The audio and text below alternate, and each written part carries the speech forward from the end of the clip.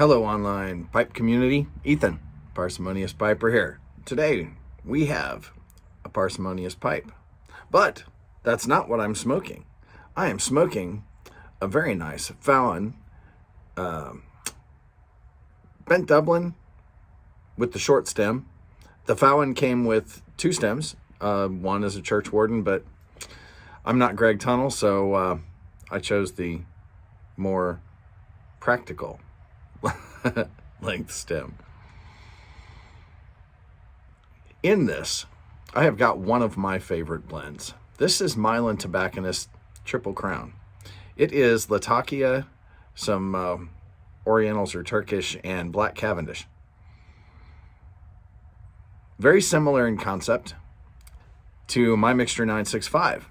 Now, they also have a 965 match, which uses brown Cavendish instead of black Cavendish. I like that one an awful lot as well, but I think I like this one just a little bit better.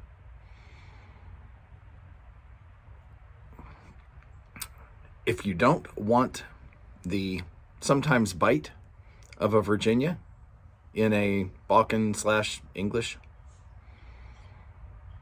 give Triple Crown a shot. It's not too heavy on either the Latakia or the Orientals. They seem to be blended really well with the Cavendish. Very nice balanced blend. Really, really, really, really like this stuff. This is one of the rare 5-star blends for me that is not a super strong, dark fried Kentucky or dark cooked Virginia like the guy with Hogarth Irish twists. Good stuff. But I'm talking too much and it's going out.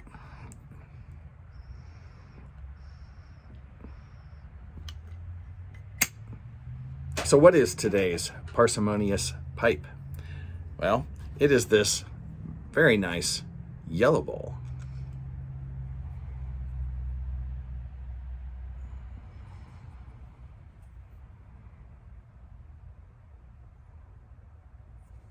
Now, this is an Imperial from somewhere between, the stamping says, puts it somewhere between 1937 and 1955. That's the particular types of emblems that they used were only used in between those almost 2 decades.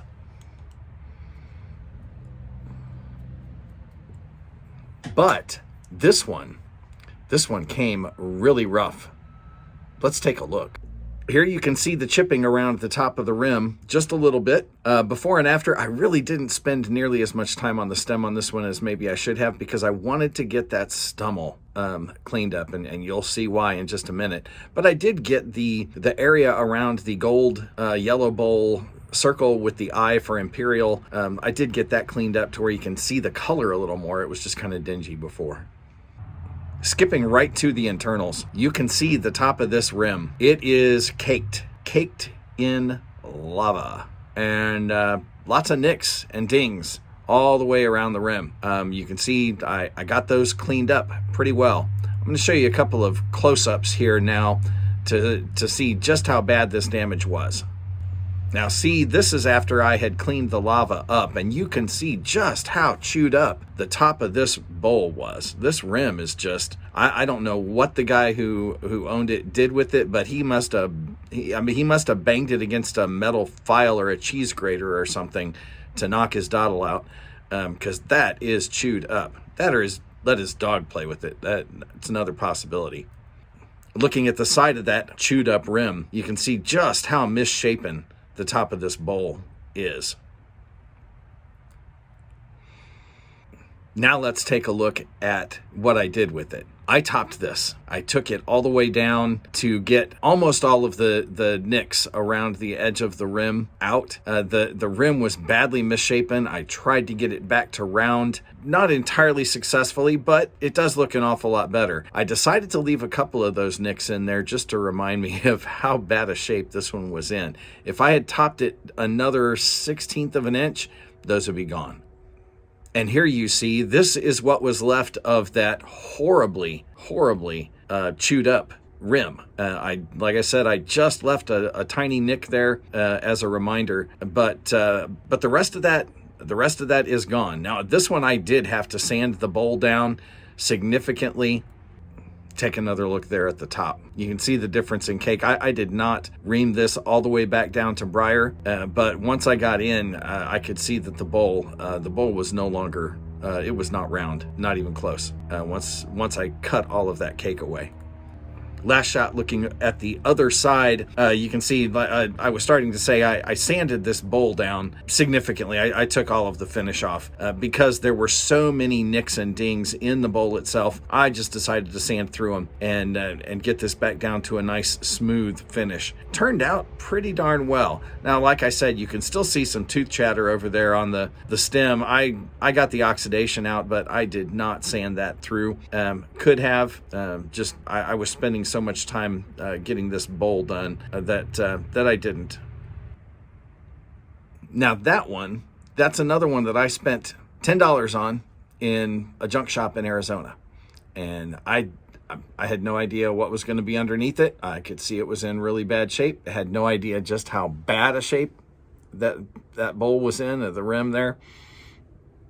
But it was fun cleaning it up. It really was. It was fun bringing a pipe that was that out of condition back into usable condition. Now, why am I not smoking that pipe? That pipe already has a designated owner. But I have two pipes from last week. This beautiful Parsimonious and second Sunrise that no one has claimed yet. I had one VR from a person who had a single Parsimonious. Now, I had said I wanted to see if there was a collector out there with 5. Okay, I did not get any bites. So in the next week leading up to Thanksgiving, if you have any Parsimonious, show them to me. You will get 1 entry into a giveaway for every Parsimonious that you show. I want this to go to a collector, so I'm going to weight it in that direction. But as it stands right now, there's only one person in the drawing, and he's going to get this pipe if he wants it. So let's see him. Let's see your Parsimonious. With that, folks. One more. Slow-Mo Randy. Slow-Mo Randy is doing, what is he calling it? He is doing a 'Tis the Season giveaway.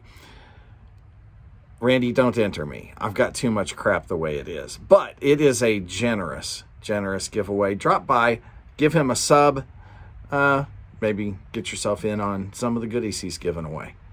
Some nice stuff.